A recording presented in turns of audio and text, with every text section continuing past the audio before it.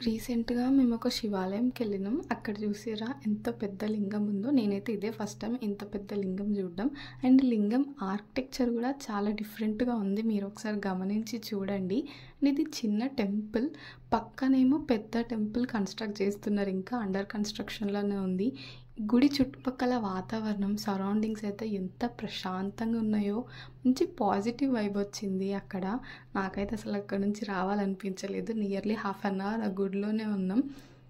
Evening టైంలో వెళ్ళినాం మేము ఆ గుడికి. సన్సెట్, ఆ గుడి వాతావరణం నాకైతే చాలా నచ్చింది. ఆ ప్లేస్‌లోనే ఏదో మ్యాజిక్ ఉన్నట్టు అనిపించింది. ఇక్కడ గుడి చుట్టూ రుద్రాక్ష మాలలు ఉన్నాయి. రీజన్ ఏందో నాకు తెలీదు కానీ చాలా బాగుంది గుడి మాత్రం.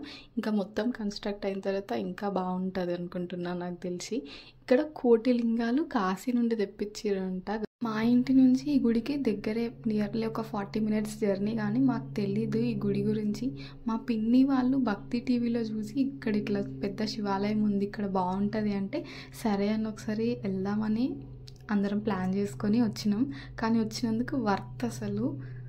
ఈ గుడికి రావాలంటే ఏదో అదృష్టం చేసుకొని ఉండాలి ఏమో అనిపించింది నాకు ఈ ప్లేస్ చూడంగానే.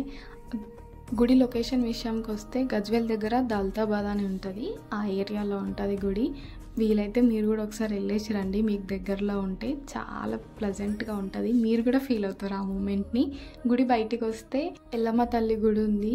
అమ్మవారి గుడి క్లోజ్లోనే ఉంది కానీ బయట నుంచి దండం పెట్టుకొని వచ్చినాం. మీకు ఇంకా ఈ గుడి గురించి ఏమైనా డీటెయిల్స్ కావాలంటే కమెంట్ చేయండి అండ్ సబ్స్క్రైబ్.